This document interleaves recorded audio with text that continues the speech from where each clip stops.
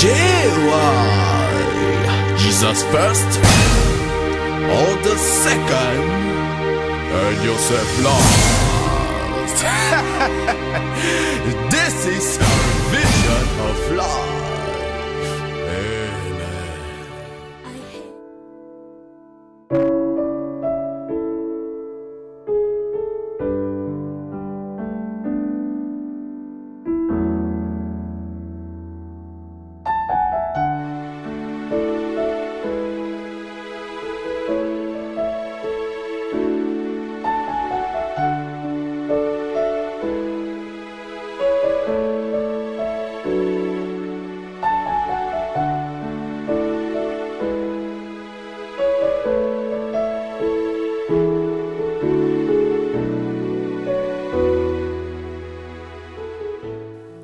Pourquoi s'attacher à l'Église? C'est par cette question et avec beaucoup de curiosité que nous démarrons cette émission. Je suis le Dr Vévet Oko, bonjour à tous. Je suis encore heureuse de vous retrouver ici sur cette émission Dialogue Plus qui est diffusée sur joa.com. Aujourd'hui, je ne suis pas seule, je suis accompagnée du bishop Jean, le bishop Jean Chitea, qui n'est autre que le pasteur titulaire de la Nouvelle-Jérusalem à Liège. Bonjour bishop. Bonjour Dr Vévet. Merci beaucoup de nous recevoir dans vos locaux. Merci à vous de venir aussi parmi nous. Merci aussi de disposer de votre temps comme cela. Vraiment, c'est un honneur pour nous. Alors, qui est le bishop Jean? Peut-être que nos internautes se demandent, mais qui est-il en fait? Eh bien, le bishop Jean est tout simplement un ministre ordonné, ordonné de l'Église de Dieu. Voilà. Et c'est également le directeur national de la jeunesse et du discipulat. Nous entendons par là de l'éducation chrétienne de l'Église de Dieu ici en Belgique. Nous avons devant nous non seulement un homme de Dieu, mais c'est également un époux, également un père de famille. D'ailleurs, nous saluons toute la famille Chitea. Je salue également maman Denise. Que Dieu vous bénisse. Que Dieu bénisse également toute l'assemblée que nous saluons également. Alors, pourquoi s'attacher à l'Église?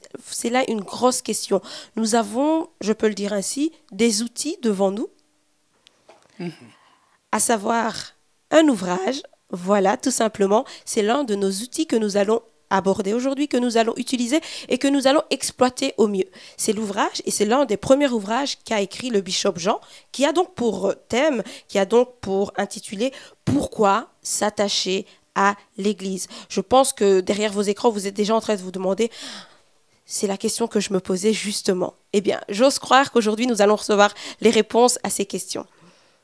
Bishop, dès les premières lignes, dès les premières pages de votre ouvrage, nous lisons ceci, je cite « À tous ceux qui liront ce livre, qu'ils puissent vous aider à aimer l'Église universelle, mais également l'Église locale. » Alors, pouvez-vous faire une brève distinction entre l'Église universelle et l'Église locale?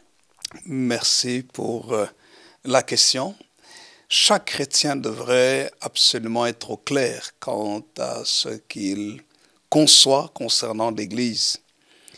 Lorsque nous parlons de l'Église universelle, c'est l'ensemble de tous les chrétiens dans le monde entier. L'ensemble des hommes et des femmes, des personnes adultes, des enfants qui ont accepté le Seigneur Jésus-Christ comme Seigneur et Sauveur. La Bible nous montre par là qu'ils font partie du corps de Christ. C'est ce que nous appelons l'Église universelle. Maintenant, dans cette Église universelle, il faut comprendre qu'il y a les églises locales, qu'on appelle aussi les assemblées. Ah, d'accord. L'église locale ou l'assemblée, c'est le lieu où les chrétiens se réunissent pour partager la parole de Dieu, pour prier, pour rendre un culte de louange et d'adoration à Dieu, pour exprimer aussi les différents dons et les talents que le Seigneur leur a donnés. Donc, l'église locale ou l'assemblée fait partie du corps de Christ qu'on appelle l'église universelle. Très bien. Et alors, pourquoi s'attacher à l'Église? De quelle Église parle-t-on ici? Vous ne pouvez pas vous attacher à l'Église de Jésus-Christ sans comprendre que Jésus-Christ a aussi des membres. Et vous savez, c'est comme notre corps. Quand nous parlons ici de pourquoi s'attacher à l'Église, nous ne parlons pas que de l'Église, entre guillemets, universelle. Parce que certaines personnes vont dire, oui, mais moi je fais partie du corps universel de Christ. Mais vous allez aussi voir dans les Saintes Écritures que la Bible nous parle du corps local, de l'Église locale, qui fait partie du corps. Et donc, on ne peut pas parler de l'Église sans parler de l'un ou de l'autre. De l'Église universelle, vous ne pouvez pas parler de l'Église universelle sans attacher l'Église locale. Vous ne pouvez pas parler non plus de l'Église locale sans considérer la valeur de l'Église universelle. Les deux sont connectés absolument. Très bien, merci pour cet apport. Et quelle est justement la valeur de l'Église aujourd'hui? Oh, la valeur de l'Église aujourd'hui, elle est énorme. Elle est énorme. On peut dire d'abord que l'Église, si on doit parler de l'Église selon le sens biblique du terme, c'est le corps de Christ. Et le Seigneur Jésus a dit lui-même, « Je bâtirai mon Église, et les portes du séjour des morts ne prévaudront point contre elle. » Amen. L'Église est tellement importante aujourd'hui parce que c'est celle que Jésus-Christ vient chercher. L'Église, c'est l'épouse de Christ. Et quand nous lisons les signes des temps, nous voyons que ce que le Seigneur Jésus a dit concernant sa parousie, sa venue, son apparition, les signes qui vont précéder sa venue sont là, sont évidents. L'évangélisation dans le monde entier. D'ailleurs, regardez, aujourd'hui, n'est-il pas écrit dans la parole de Dieu que cette bonne nouvelle sera prêchée à toutes les nations et après quoi viendra la fin? Aujourd'hui, par le moyen d'Internet, les gens de toutes les nations peuvent recevoir la parole de Dieu. Aujourd'hui, des milliers de Bibles sont écrites dans les différentes langues, dans les milliers de langues et de dialectes. Oui. Aujourd'hui, les nations du monde entier reçoivent l'Évangile. Et ça fait partie des signes avant-coureurs de la venue du Seigneur Jésus. Et Jésus vient chercher son Église, justement. Ah, gloire à Dieu. C'est l'épouse. Amen. Mais dites-moi, l'Église de Jésus-Christ, quelle est-elle? Quelles sont ses caractéristiques surtout? Or, l'Église du Seigneur Jésus-Christ est caractérisée d'abord par Jésus-Christ lui-même comme étant la tête. Et elle est caractérisée aussi par l'obéissance aux principes du Seigneur Jésus. Et quand nous lisons les Saintes Écritures, de la Genèse à l'Apocalypse, nous comprenons que la parole de Dieu, dans l'Ancien Testament, nous parle de la venue de Christ. Et l'accomplissement même du plan de Dieu se réalise en Jésus-Christ lorsqu'il est mort sur la croix pour racheter les hommes de toute race, de toute langue, les hommes de toute l'humanité entière, pour pouvoir faire de ces hommes et femmes. Quand je parle d'hommes, c'est avec un grand H, c'est-à-dire par là incluant les hommes et les femmes. Donc, inclure tous les hommes dans le salut au travers de son sang qui a été versé sur la croix, pour que les hommes et les femmes aient la paix avec Dieu, et que les hommes et les femmes, l'homme, l'être humain, puisse vivre éternellement avec son Créateur, qu'il ait la paix avec son Créateur et qu'il soit en communion avec son Créateur. Et c'est pour ça que l'Église est capitale. Aujourd'hui, la place de l'Église, elle est tellement importante que si nous négligeons ça, nous passons à côté de l'essentiel de notre existence. Parce que Christ est l'aboutissement de tout. La création entière soupire après la révélation des fils de Dieu. Amen, oui, c'est un fait. Et les fils de Dieu se manifestent en Jésus-Christ, qui est le premier-né, qui est le fils aîné. En lui, nous devenons des fils et des filles du royaume de Dieu. Et c'est pour ça que nous pouvons appeler Dieu notre Père. Quand Jésus a donné l'enseignement sur le Notre Père, il dit, quand vous priez, dites Notre Père qui est aux cieux. Mais nous devenons fils et filles de Dieu par la foi en Jésus-Christ. Très bien. Je me mets tout de même à la place de cet internaute qui nous écoute aujourd'hui et qui se rend compte que l'Église est importante et qui se dit, est-ce que moi aussi, est-ce que j'arrive à valoriser l'Église? Bon, bref, on va dire qu'il se remet en question. Dans quelle mesure l'Église serait une plus-value pour lui? Dans quelle mesure le fait de s'attacher à l'Église serait une plus-value pour l'homme? Je vais répondre dans deux sens par rapport à la question. La plus-value pour l'homme, c'est d'abord de comprendre l'Église universelle comme étant l'épouse. D'accord. L'épouse de Christ. C'est ça. Et quand nous comprenons cela, la valeur de notre vie ne peut qu'être meilleure. Pourquoi? Parce que le Seigneur Jésus-Christ est venu donner des valeurs de vie. Le Seigneur Jésus-Christ est venu nous apporter tout ce qu'il faut pour l'existence. Comment vivre avec son Créateur, mais comment aussi avoir la paix avec soi-même. Oui. Et comment avoir la paix et vivre correctement avec son prochain. C'est ce que le Seigneur Jésus est venu à amener sur la terre. Et comment pouvoir profiter de la vie sur cette terre en se préparant à la vie dans l'éternité. Et lorsque nous comprenons que Jésus-Christ vient chercher son épouse, et l'épouse qui est l'Église, c'est l'ensemble des hommes et des femmes qui se sont attachés à Jésus-Christ. Et c'est cet ensemble d'hommes et de femmes qu'on appelle l'épouse de Christ, que Jésus viendra chercher. Alors l'internaute qui comprend ça, il dit, je dois faire partie du corps de Christ. Oui. C'est-à-dire, je dois donner ma vie à Jésus-Christ comme Seigneur et Sauveur. Je dois l'inviter dans mon cœur.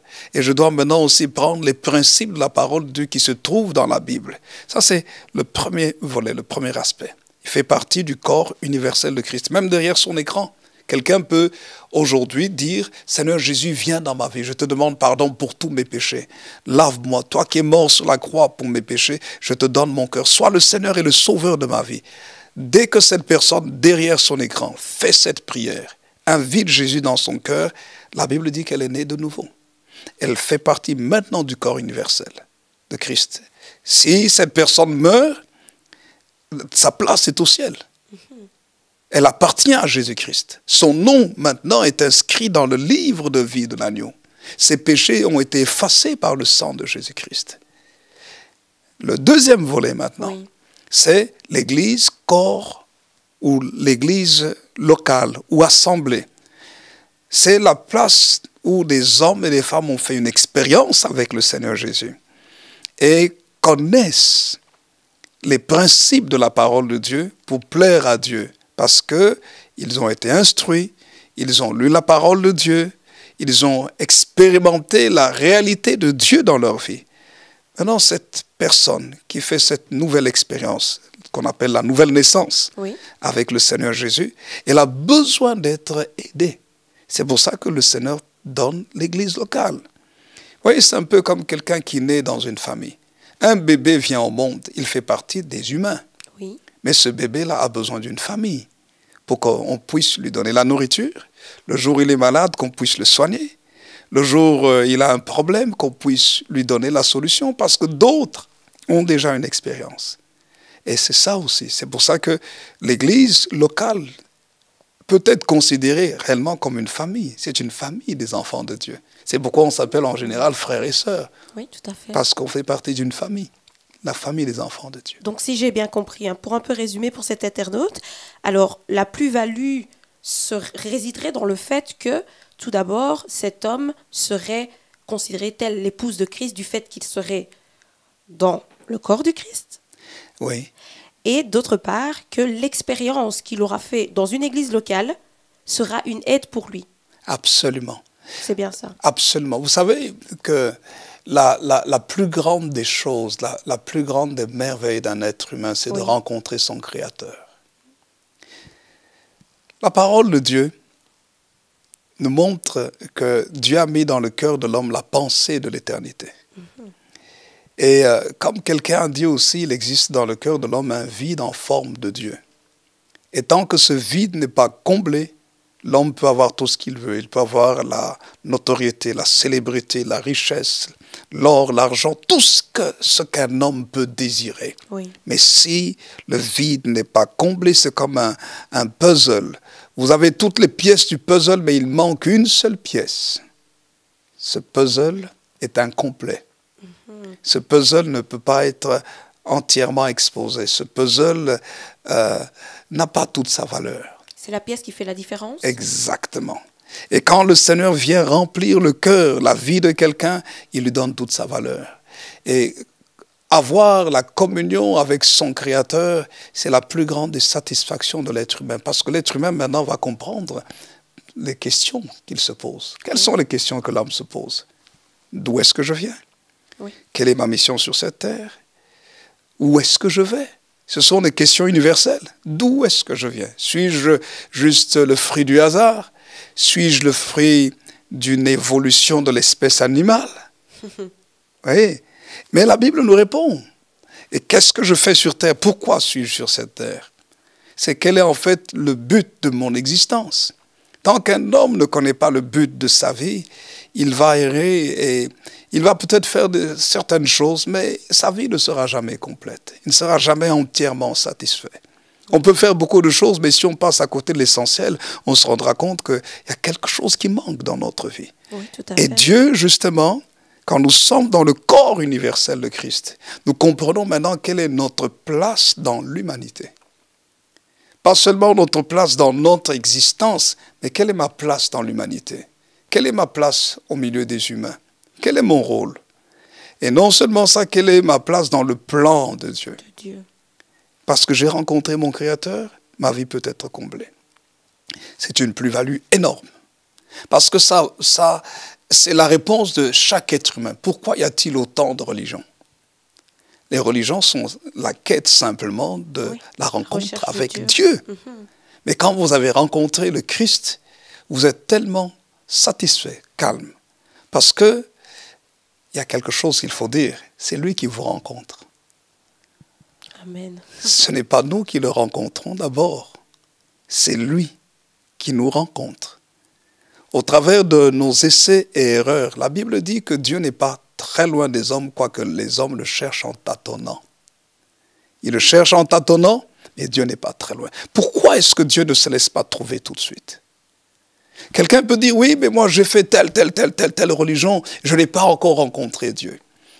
La parole de Dieu nous montre que le royaume de Dieu est comme une perle de grand prix. Lorsque l'homme l'a trouvée, il va vendre tout ce qu'il a et achète cette perle. Pourquoi? Cela veut dire par là que Dieu est tellement précieux que quand vous le rencontrez, il est tout pour vous. Il est absolument tout. Et vous n'allez jamais trouver les perles de grand prix par terre sur la rue. Non. Les perles, parfois, il faut les chercher. Parfois, on peine. Mais lorsque vous l'avez découverte, vous la gardez précieusement. C'est la même chose avec le royaume de Dieu. Quand vous avez découvert Jésus-Christ, rien ne vaut l'amour que vous vivez avec votre Créateur. Alors la plus-value, elle est plus que tout.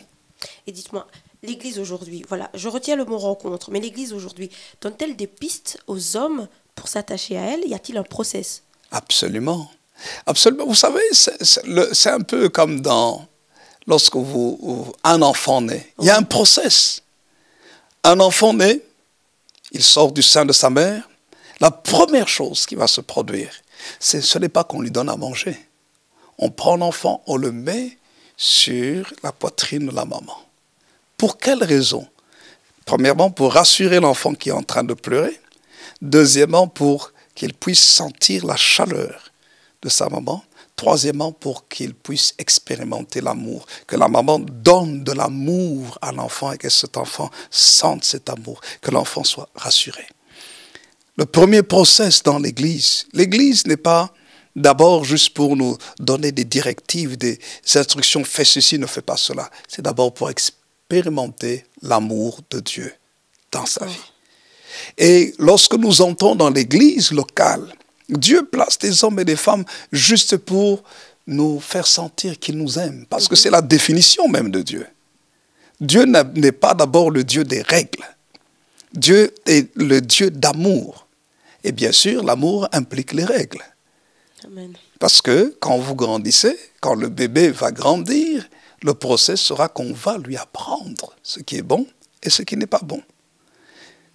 La deuxième chose, quand le bébé vient au monde, on lui donne à manger. On va commencer par lui donner le lait. Et l'apôtre Pierre parle du lait spirituel, la parole de Dieu. Et c'est les bases, l'ABC de la parole de Dieu. Parmi les éléments de l'ABC. Non, excusez-moi, je vais revenir. Quand le bébé naît, on le met d'abord sur le sein de sa mère. La deuxième chose qu'on fait, on lave le bébé. On va lui enlever toute la substance protectrice qui était sur son corps, le sang, tout ça. On va nettoyer le bébé. Le process dans la vie spirituelle aussi, c'est que quand quelqu'un se donne au Seigneur Jésus, il vient dans l'église, on lui apprend à se débarrasser de la vie du péché. Des choses qui ne plaisent pas à Dieu, des choses qui ne vont pas lui donner la valeur qu'il faut, des choses qui risquent de mettre une barrière entre lui et Dieu. Ça s'appelle le péché. La transgression des commandements de Dieu. C'est pour ça que le premier message dans l'évangile de Marc, quand le Seigneur Jésus parle, il dit « Repentez-vous, car le royaume des cieux est proche ». Le premier message, c'est la repentance. C'est-à-dire abandonner la vie qui ne plaît pas à Dieu. Oui. Faire demi-tour à ce style de vie. Si quelqu'un est un voleur, il abandonne le vol. Si quelqu'un est un menteur, il arrête le mensonge. Et on lui apprend ça dans l'église. Mais la troisième chose que l'on va faire au bébé, on va lui donner à manger. Oui. Pourquoi est-ce qu'on lui donne à manger? Pour plusieurs raisons. Le fait de donner à manger, ça permet de tisser une relation entre le bébé et la maman. Ça crée un lien entre eux. Ça crée un attachement. Lorsque vous mangez avec quelqu'un, vous êtes attaché à cette personne. C'est une forme d'alliance, on peut le dire ainsi. Bon, je ne dirais pas tout à fait une forme d'alliance parce que dans une alliance, il y a une conscience. Il n'y a pas d'alliance sans conscience. Dans une alliance, vous réfléchissez. Dans une alliance, vous prenez des décisions. Et dans une alliance, vous avez des responsabilités. Mais quand un bébé est nourri, il n'a pas une responsabilité.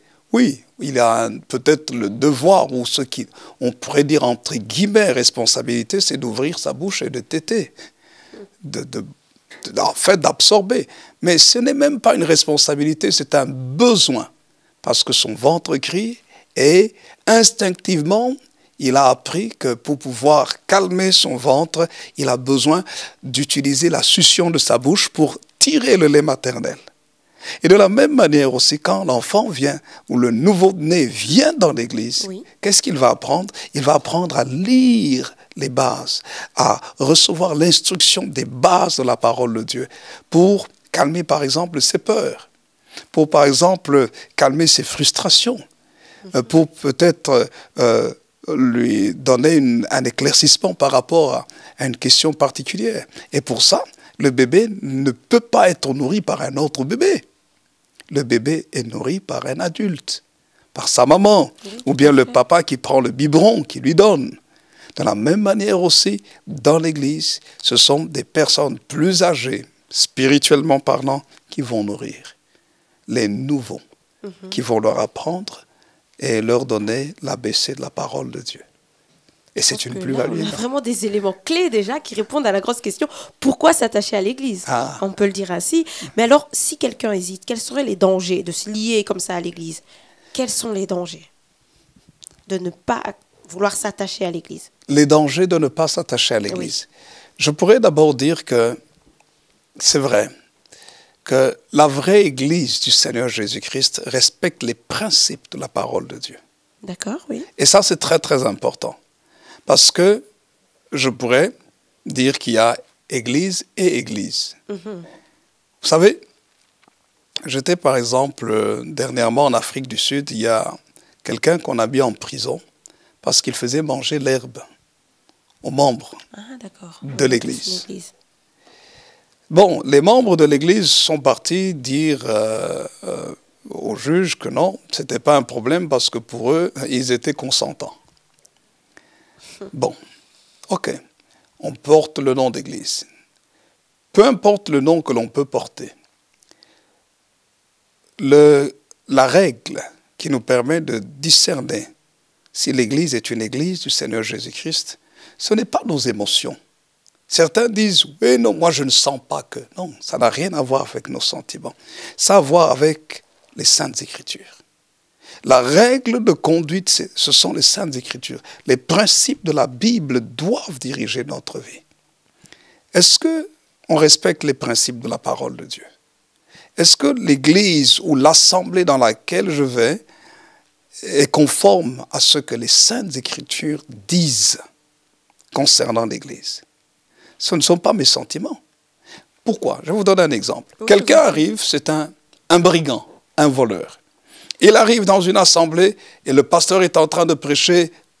Il dit, les voleurs n'entreront pas dans le royaume des cieux. Ou les menteurs n'entreront pas dans le royaume des cieux. Il dit, ah non, non, moi je ne suis pas d'accord avec ça. Je quitte cette église-là parce qu'eux, ils parlent trop de choses qui ne me plaisent pas. Et puis je ne sens pas. Non, ça n'a rien à voir avec le sentiment là. Ça a à voir avec la vérité. La parole de Dieu, amen.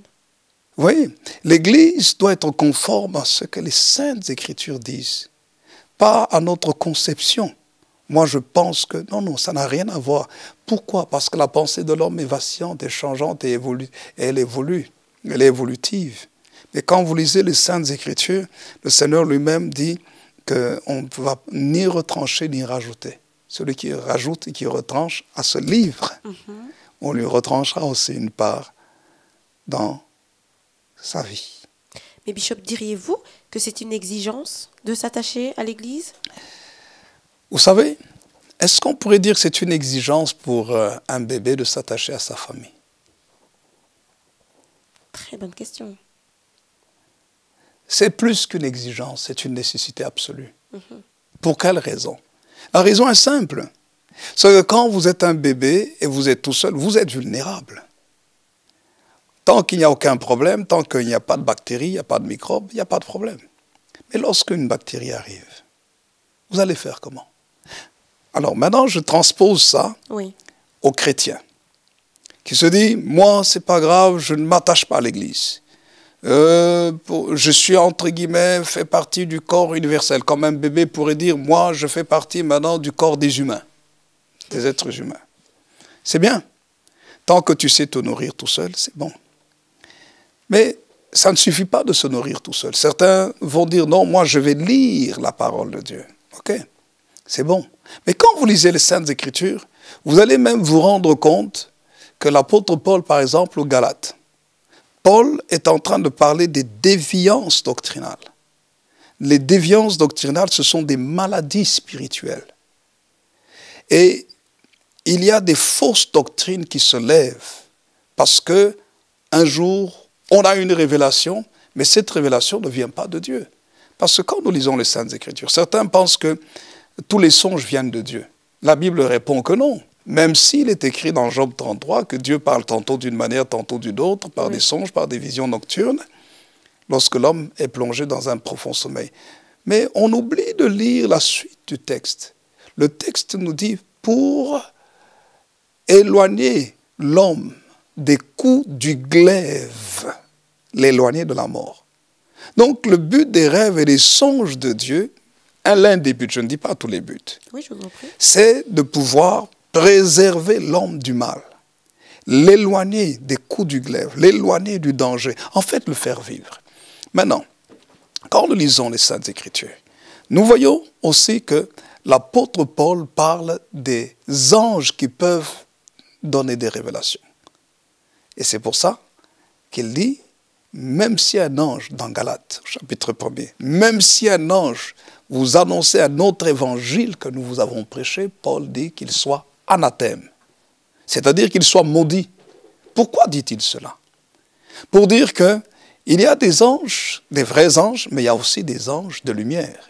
Paul dit aux Corinthiens que Satan se déguise en ange de lumière. C'est pourquoi aussi ses ouvriers se déguisent en ministres de justice. Mais ce sont des faux ouvriers qui sont des agents de Satan, dont le but est de pervertir l'évangile. Et une fausse doctrine, c'est comme un microbe. Un microbe, c'est un agent étranger au corps. Quand un microbe vient dans le corps de quelqu'un, il perturbe l'équilibre de cette personne. Un cancer, c'est une détérioration du fonctionnement naturel d'une cellule qui crée la détérioration de tous les organismes, de tout l'organisme ou tous les organes du corps lorsque ce cancer se métastase ou se développe et se répand dans tout l'organisme. Et qu'est-ce que le cancer fait? Il tue la personne. Et il y a certains enseignements qui sont des cancers spirituels. Qui peu à peu tuent. Et qui, peu à peu ou de façon fulgurante, qui tuent. Parce que les cancers, certains peuvent passer toute leur vie avec des cancers. Oui, c'est vrai. Et d'autres cancers, ils sont fulgurants, ils tuent de façon fulgurante. De la même manière aussi, il y a des doctrines qui peuvent rester des années et qui vous continuez à vivre avec. Mais c'est une fausse doctrine. Et il y a des doctrines qui, elles saisissent, elles détruisent avec une rapidité terrible. Et c'est pour ça que l'Église du Seigneur Jésus-Christ, où l'Assemblée doit respecter, doit être bâtie sur les principes de la parole de Dieu. La Bible. Et c'est très important. Amen. Bien-aimés, je pense que vous comprenez qu'il y a bien un processus. L'Église nous donne bien des pistes pour s'attacher à elle. Et alors, les dangers, vous les avez entendus comme moi. Ne risquez pas de mourir. Et je dirais même plus que s'attacher à l'Église, c'est une nécessité. Alléluia. Amen. Bishop Jean, si vous le permettez, on va quand même s'attarder à l'ouvrage. On va exploiter l'ouvrage ensemble. Alors moi, j'ai eu l'occasion de lire l'ouvrage dans son entièreté. On peut peut-être d'abord analyser la couverture. Je vois tout simplement une image très sage, je le dirais ainsi, une église éclairée par un soleil en plein jour. Voilà, tout simplement. Alors si nous ouvrons,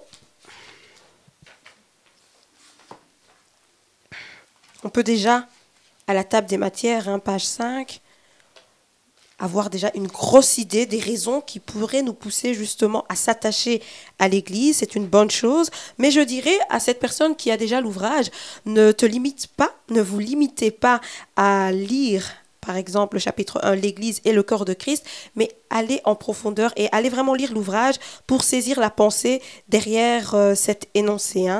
Je l'entends ainsi. Alors, Bishop, page 27, si vous le permettez. Vous parlez justement d'harmonie entre Jésus et ses membres, ou encore la tête et son corps, Jésus et son Église, nous entendons. Alors, comment créer cette harmonie? Comment créer l'harmonie entre Jésus et son corps? Vous savez, lorsque vous prenez les Saintes Écritures, oui, vous allez réaliser que le Seigneur Jésus, non, je dirais plutôt l'apôtre Paul. L'apôtre Paul a une grande révélation de l'Église. Et c'est pour ça que lorsqu'il parle dans l'épître de Paul aux Corinthiens de l'Église, il parle de l'Église comme étant un organisme.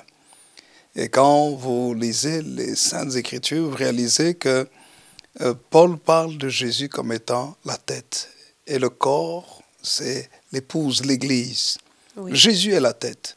Quelle est la caractéristique de la tête? Lorsque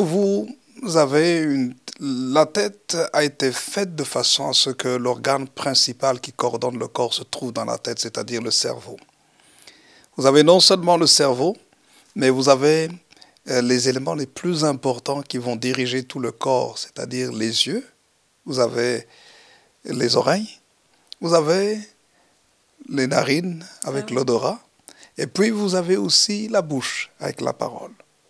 Donc vous voyez que parmi les 5 sens, vous avez le plus grand nombre de sens au niveau de la bouche, du moins au niveau de la tête. Vous avez l'ouïe, le goût, l'odorat, vous avez la vue, déjà c'est 4 sens. Bien sûr, les mains, on utilise plus les mains pour le toucher, mais bien sûr, on sent quand on nous touche, on a le toucher aussi. Mais du moins, les sens les plus importants qui dirigent tout le corps se trouvent au niveau de la tête et au niveau du cerveau. Le cerveau envoie dans l'organisme, au travers de l'influx nerveux, du système nerveux, envoie les ordres aux organes. Lorsque le corps doit fonctionner correctement, le corps doit obéir à l'ordre du cerveau. Jésus étant la tête, il nous demande l'obéissance. Qu'est-il écrit dans l'évangile de Jean, chapitre 15? Le Seigneur Jésus dit que si vous demeurez dans mes commandements, vous allez demeurer dans mon amour. Et il dit, vous êtes mes amis si vous faites ce que je vous commande. De la même manière, si le corps obéit correctement aux ordres du cerveau, ça crée l'harmonie. Lorsque un membre est paralysé, qu'est-ce qui se passe? C'est un nerf qui est coincé, par exemple, ou en d'autres termes, l'influx nerveux qui doit partir du cerveau au membre n'arrive plus au membre. Ça crée un dysfonctionnement du corps, une désharmonie. De la même manière aussi, nous devons comprendre que Jésus est la tête. Nous devons apprendre à l'obéir. Quand nous n'obéissons pas au Seigneur Jésus, on crée un dysfonctionnement dans le corps de Christ. Alors, quelqu'un va me poser la question par rapport à l'obéissance. Est-ce que l'obéissance, c'est juste de recevoir une sensation? Non. L'obéissance, c'est de suivre les principes qui sont écrits dans les Saintes Écritures. Quelqu'un va dire, oui, moi je pense que Dieu m'a parlé, Jésus m'a parlé de telle manière. D'accord, je suis d'accord, Jésus a parlé. Mais tout ce que Jésus dit est conforme à sa parole. Pourquoi? Parce qu'il est la parole lui-même. Il est la parole incarnée. J'aime citer ce texte de l'évangile de Jean, chapitre 1er, le verset 1er, les suivants. Il est écrit: au commencement était la parole, et la parole était avec Dieu, la parole était Dieu. Il est écrit: il était avec Dieu. Tout ce qui a été fait par elle, et rien de ce qui a été fait n'a été fait sans elle. Et il est écrit: en elle était la vie, et cette vie était la lumière des hommes. Sans la parole, en fait, la parole est la base de toute chose. Et de la même manière aussi, le Seigneur Jésus étant la tête, nous sommes obligés de nous soumettre à Christ pour que nous puissions vivre notre vie chrétienne correctement. Et c'est ça qui crée l'harmonie. Il y a une relation. Christ nous envoie l'information au travers de ses saintes écritures, les commandements. Mais nous aussi, nous répondons à Christ en obéissant. Comme ma main bouge, pas parce qu'elle a décidé de bouger, c'est parce que mon cerveau lui envoie l'information. Ah, d'accord. Alléluia. Et alors, est-ce une histoire de caractère, d'attitude que de s'attacher à l'Église? Parce que s'attacher à l'Église, c'est aussi s'attacher à sa mission. Nous sommes d'accord jusque-là, je pense. Oui. Mais alors, quelle est la mission de l'Église? Et est-ce une histoire de caractère, d'attitude que de s'attacher à l'Église? Pour les internautes qui nous suivent, je fais référence à la page 45 de l'ouvrage. C'est vraiment intéressant de se poser quand même cette question. Est-ce que c'est une histoire de caractère et d'attitude? Vous disiez que ça n'a rien à voir avec les sensations, mais y a-t-il quand même la notion du caractère, de l'attitude dans l'attachement à l'Église? C'est une très bonne question. Quand nous lisons les Saintes Écritures, Oui. il y a un caractère chrétien, et il y a une attitude chrétienne que nous devons avoir. L'apôtre Paul, en parlant dans 1 Corinthiens au chapitre 3, il parle de l'Église de Corinthe. Il dit: je vous ai parlé comme à des enfants charnels, à des bébés, à des hommes charnels. Pourquoi? Parce qu'il y a au milieu de vous des divisions. Et l'un dit: moi je suis de Paul, l'autre je suis d'Apollos, l'autre je suis de Céphas. Il dit: mais Christ n'est pas divisé. Donc, déjà là, c'est une mauvaise attitude. Donc, s'attacher à l'Église est aussi une histoire d'attitude, de bonne attitude. D'accord. Par rapport au principe de Christ. Mais aussi, c'est une question de caractère. Le caractère de Christ en nous. L'apôtre Paul dit: jusqu'à ce que Christ soit formé en vous. Et il dit: soyez tous mes imitateurs, comme moi-même je le suis de Christ. Et quand dans Éphésiens au chapitre 5, il parle à partir du verset 22 du fruit de l'esprit. Le fruit de l'esprit, c'est le caractère que le chrétien devrait avoir. Et là, l'histoire de l'Église et des composants de l'Église, c'est-à-dire vous et moi, et chaque enfant de Dieu, nous devons manifester le caractère de Jésus. Nous devons avoir l'attitude de Jésus, les attitudes de Jésus.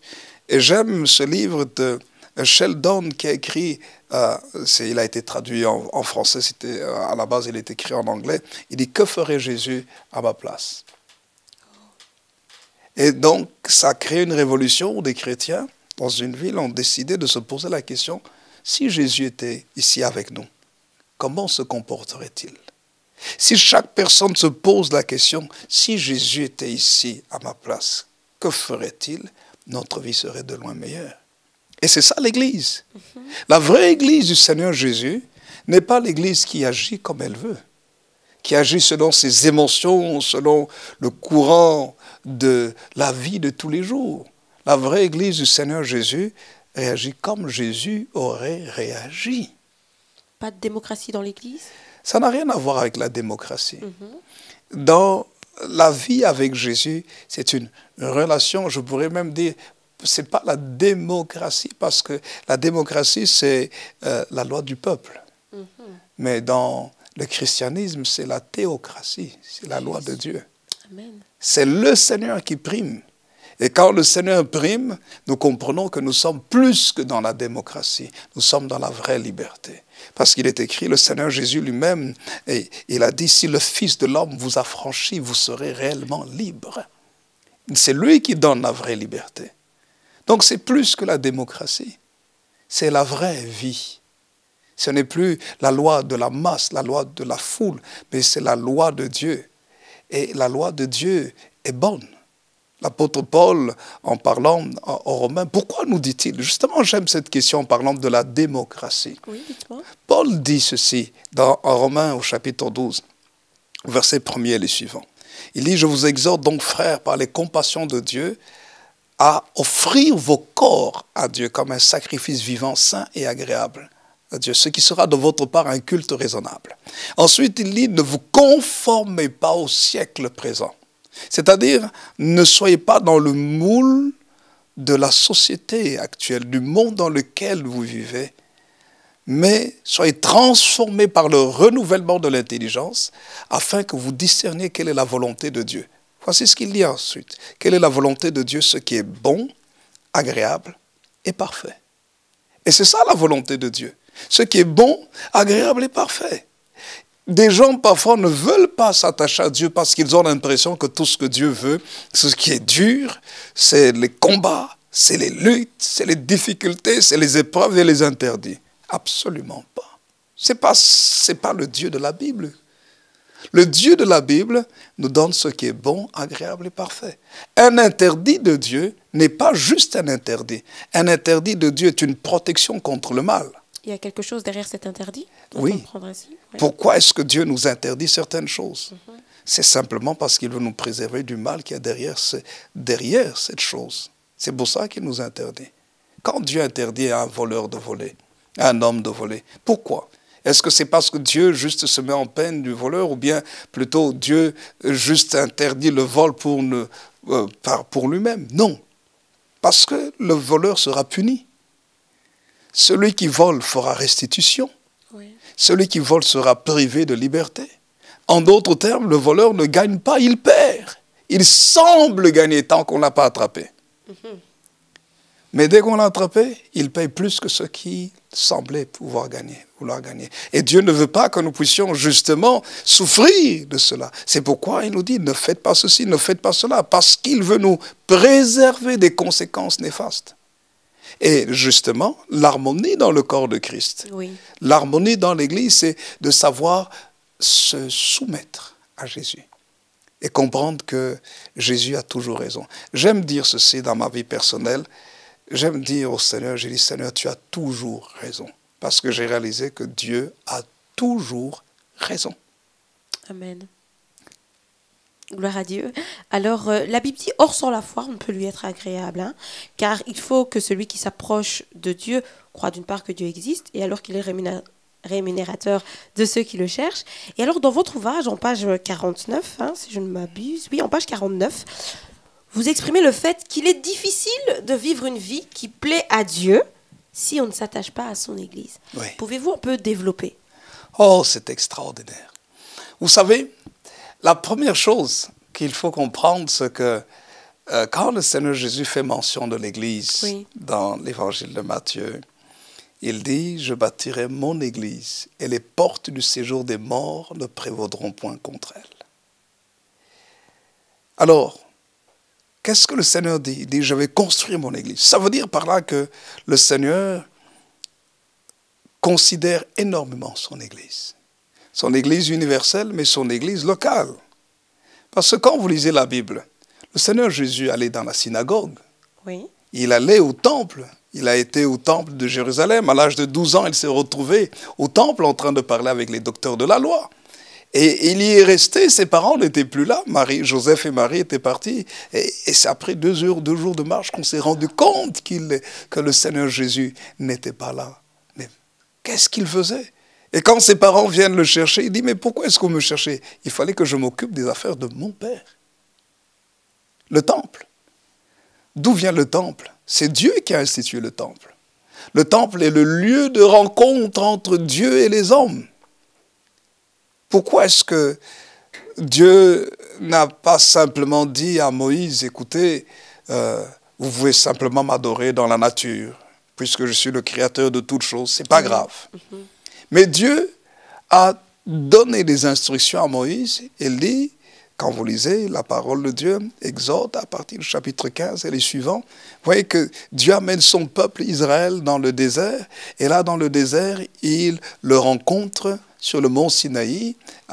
Moïse monte sur le mont Sinaï, Exode au chapitre 20, et puis il reçoit les 10 commandements. Donc déjà, chapitre 19, Dieu donne toutes sortes de recommandations.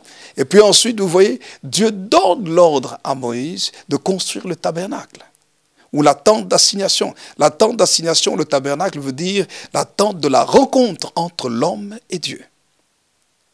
Et le Seigneur Jésus est venu justement pour que nous puissions comprendre que Dieu veut que nous puissions le rencontrer. Et le tabernacle, Oui. ou la tente d'assignation, c'est la même chose au départ. Et puis ensuite, Salomon est venu, il a construit le temple de Salomon. Le temple que son père David avait initié. Et quand vous lisez les Saintes Écritures, c'est parce que l'Arche de l'Alliance était encore... Bon, je vais être un peu plus simple ici. Je vous en prie. L'arche de l'Alliance, ou l'Alliance de Dieu avec les hommes, était dans ce coffret dans lequel il y avait la loi, il y avait les commandements de Dieu. Dieu a donné des commandements en disant, voici, si vous voulez me plaire, voici comment vous devez vivre. Ce n'est pas seulement les 10 commandements, il y a les préceptes, des lois, des ordonnances que Dieu a données dans les Saintes Écritures. Il dit, si vous voulez que votre vie soit bénie, que vous réussissiez dans toutes vos entreprises, voici ce que vous pouvez faire et ce que vous ne devez pas faire. Oui. C'est pour amener son peuple à avoir du succès. En fait, quand vous lisez la Bible, vous allez constater que Dieu veut que l'homme réussisse. Vous ne lisez pas dans la Bible que c'est une joie pour Dieu de voir l'homme, sa créature, échouer. Et, bon, je ne vais pas aller un peu trop là, sinon je vais déborder hors du cadre du livre. Mais tout est-il que le Seigneur a donné des recommandations. Et il voulait que son peuple, Israël, se retrouve au temple. C'est le lieu où Dieu se rencontrait avec les hommes. Mais ce n'est pas seulement ça. Dieu se rencontrait avec les hommes, mais Dieu voulait que les hommes constituent une nation, que les hommes reçoivent son instruction, mais que les hommes aussi vivent la communion, qu'ils vivent ensemble. Le temple a été construit pour ça. Mais surtout d'abord la communion avec Dieu, le pardon des péchés. Il y avait toutes sortes de lois, de rites qui se faisaient au temple de Jérusalem ou bien dans la tente d'assignation.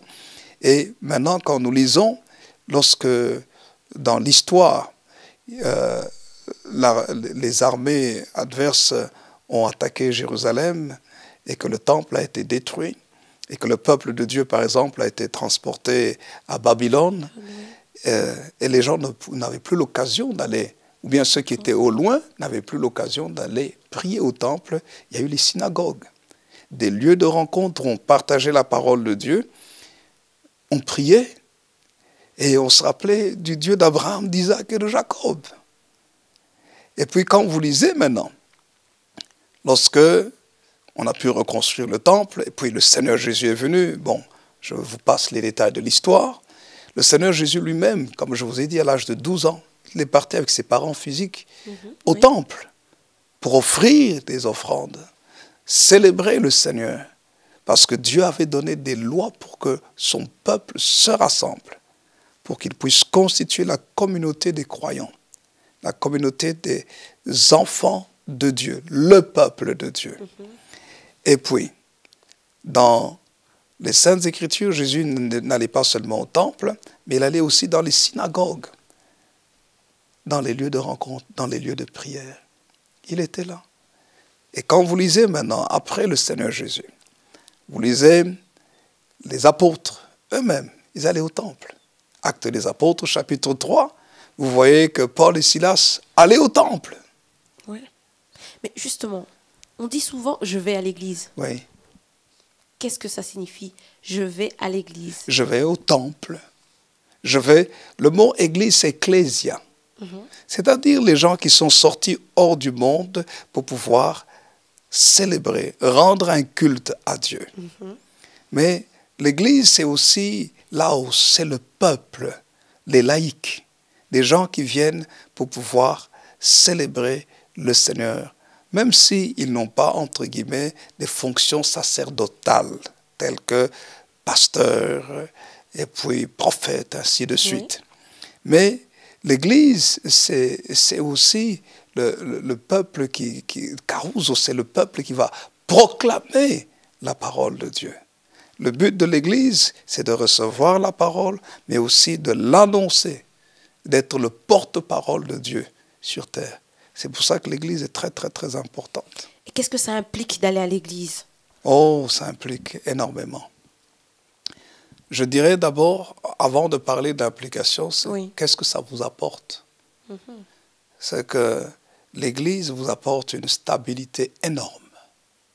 Vous savez, les gens méprisent l'Église parce que Satan a fait tout un travail pour détruire l'Église. Mais il n'y arrivera pas. En fait, le Seigneur Jésus l'avait prévu.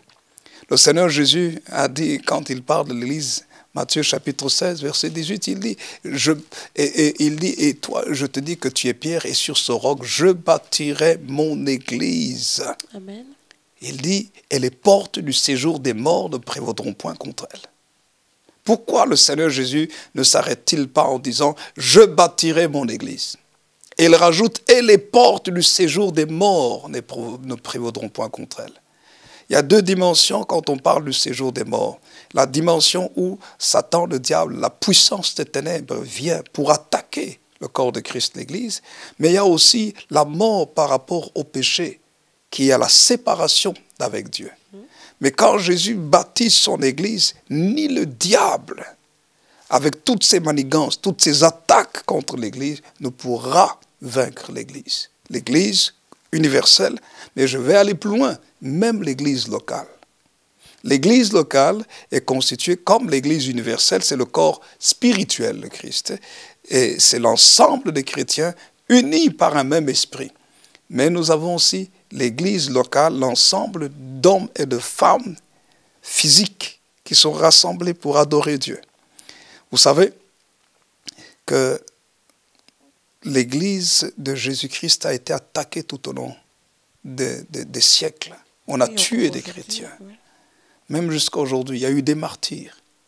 Mais les hommes continuent à se rassembler.